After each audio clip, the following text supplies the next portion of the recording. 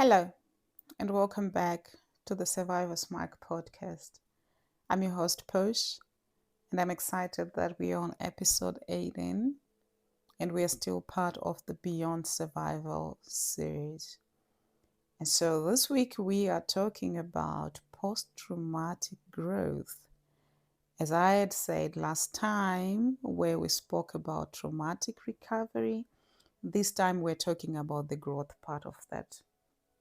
And so really what I want us to do this week is take a look at, what brought us to the place of becoming survivors, right? And then we went through, taking the remote control. We did spoke about the lies that survivor has always told us. And we kind of like now start the journey to live beyond that. And so that's where the growth starts to shape up, and that's what we want to talk about today.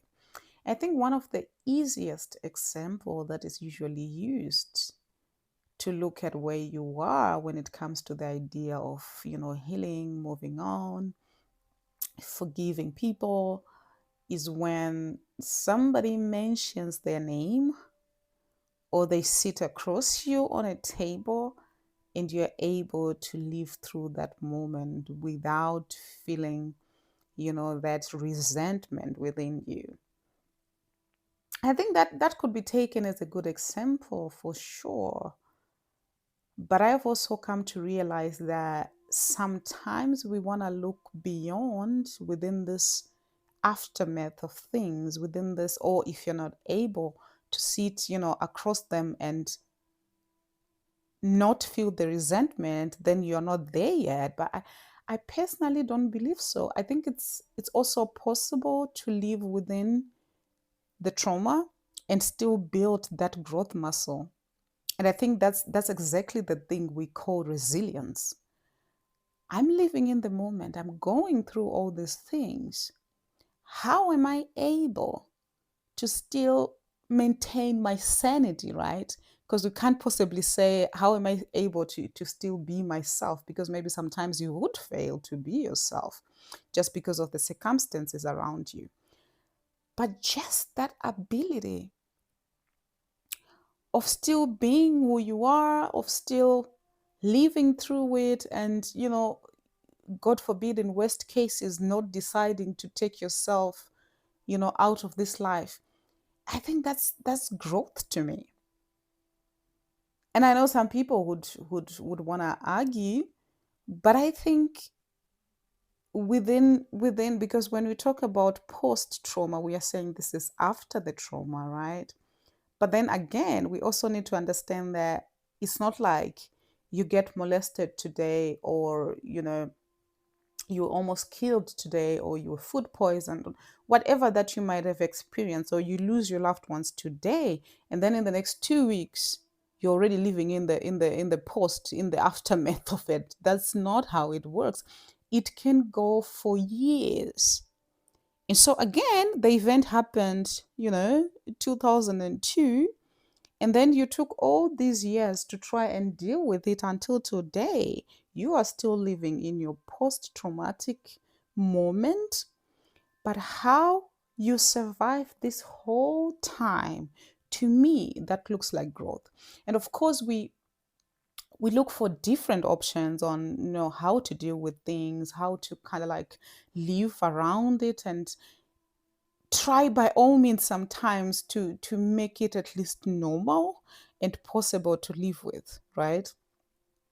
And so those moments where you actually sit down and you look at yourself in the mirror, and sometimes you're crying, sometimes you even hate yourself, sometimes you blame yourself. A lot of things are happening within that moment, right? Just because it's survival mode, right? But the fact that you actually even take time to try and look for, I wouldn't call them solutions because sometimes they are not always solutions, but you are just in your thoughts and you're processing things. And by the time you get to a point of choosing whether I'm just going to survive in this moment, which, even though it has its own cons, let's be honest and let's be real, it has kept most of us alive, right? So that's you're still growing. And by the time you then decide, okay, like we do, on this podcast now, we are like, okay, we are in the beyond survival phase now. That's also the choice that you make to say, okay, I'm moving into this part. And then, I'm moving into forgiving people. I'm moving into, being okay and accepting things as they are. Because acceptance is also something that you take a step into doing, to say, okay, it happened to me, but I'm going to choose to move on, and I'm going to choose to live on. And all of these phases, despite of whatever you choose, this is you still growing through whatever that you had gone through, right? And so, of course, we had conversations about survival is what your body chooses to do. Like it's almost like reflex action, right? It happened, I'm gonna get into like survival mode. It's just about going through this day to day. And we have all different things that we do, for some of us, like, as if you went through child abuse as a child, naturally you're very hesitant, sorry, around certain people. For me, it was women. I had an issue with grown-up women. I didn't like women teachers. I didn't want to have women bosses. I just battled with that, right? Because I kept on over and over again getting into the hands of, stepmoms who would abuse me, and they didn't like me that much. And then for someone else, it can be men, if you were, sexually abused by men, or, whatever the case may be. Our bodies naturally get into that so that we protect ourselves. Or in relationships, you're always just very cautious about something. I'm somebody whom, when my mom left, I was very young, 2 years old, and she left over, circumstances that I grew to understand the more I grow up. Because when I was younger, it was more almost like judgmental, like, what kind of a mother would leave a child? And then I grew up to be a grown woman and learned the dynamics of what it means to be in relationships and maintaining and running homes as a woman. And I kind of like started to understand, okay, this was not like she just woke up one day and she's like, I'm walking out. But I spent years deciding that I don't like grown women that much. And I also spent a little bit of time of it just judging my mom. And I would not tell her, but I would just kind of like look at her and think, okay, I don't know what to make up of this, right? But, and then I grew out of that, survival phase of it. Absolutely did not forget about it. Absolutely doesn't mean that the wounds and the pain that caused during my childhood is just like completely ripped off. But I moved into that space of understanding the dynamics of how it kind of like looked like. So for me, the post of that phase of, going through my primary school years, becoming a teenager, becoming a young adult, and becoming a woman, and then into this space where I kind of like would look at my mom, not that she wronged me in any way, but because I was a child without context. Now I'm a grown woman and I get to have conversations with my mom just as her being my mother, who had left out of whatever circumstances that could have been, right?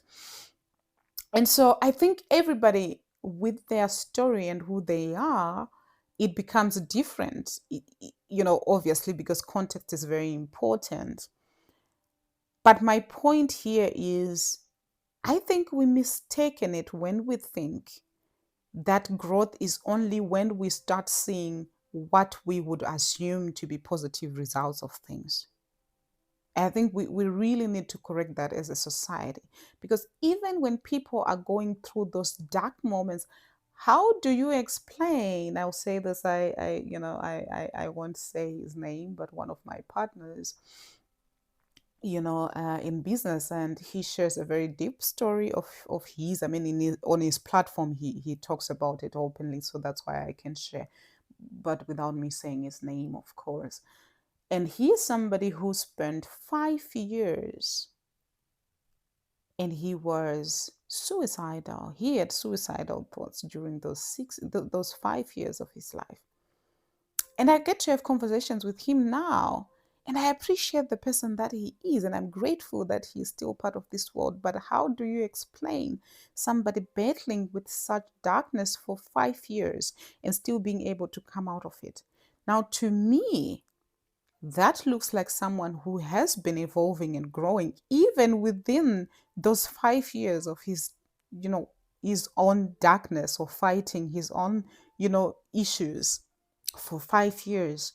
And so he then comes out of that, and in his own way of living, he started, doing something active. And I think that's what post traumatic growth is all about. It's now more active. It's not just reflex action in your head that, okay, I'm in survival mode. This is how I kind of like protect myself in the context of making sure I don't get hurt. But then when you get to that other side, you are now active. You are doing things that are helpful for you in order for you to recover, in order for you to heal, in order for you to move on with life, right? So I found yoga, I started doing, all kinds of things, meeting up with people, just being outgoing and exchanging. And he built a whole organization out of that. And so even though when we see him now being, this great guy who started this nonprofit, and they're now helping so many people who are going through trauma and pain and healing, but that journey started even within that moment of him fighting and battling. So what am I trying to say here? I'm trying to say it's possible for you to live within the trauma and still grow at the same time. Now, it's not super visible for you to just think, oh, I'm really going through a hard time and life is so painful for me, and I don't think I will make it out of this space, and also say, but I'm growing. And anyway, this then takes people around you to kind of like help you go through it and navigate, the dynamics of what is happening. And even if you don't have people, then you're looking for platforms like this, where at least you get to have the conversation, and that seed is planted within you to say, there is hope that I can come out of this. And even when we talk about the idea of coming out of it, we are not entirely saying there's going to be some form of magic that's going to happen to you and eventually you're going to forget everything that happened to you. No. The goal is that even within that harsh phase of the trauma, you are able to understand that I'm most likely going to come out of this one day, because I've seen other people who have, and already you are living within your growth phase by the time you are dealing with things like that and you're having thoughts like that in your mind. And I know that sometimes when you're going through things in life, it's almost like we become negative people, right? Like our thoughts are negative, we are not hopeful anymore. But there are also moments, if we are honest, even if it's less than, even if the positive thoughts are not as many as the negative ones, but there are moments they come in. And that should be a sign for you to show you that the hope is still within you and you know that one day it's going to work out, right? So, this is what I had for you this week, and I'm going to be away. I will prepare for my Vipassana meditation retreat, and it's going to go for 10 days, and I'm so anticipating and looking forward to sharing with you guys when I get back. Now, the rules for the retreat had said I'm most likely not going to be on my phone, obviously, no gadgets whatsoever. I'll just try my best to check up on my work emails, of course, but I'm also going to make an effort to stay away from anything that could be destructive for me. And they had also said, don't bring, anything that could kind of like distract you, no books whatsoever. But I'm just going to take my little jota, and I'm gonna just put in the highlights of each day, and I'm gonna share them with you guys. So that's what I had for you this week. I'm your host Posh, and see you next week.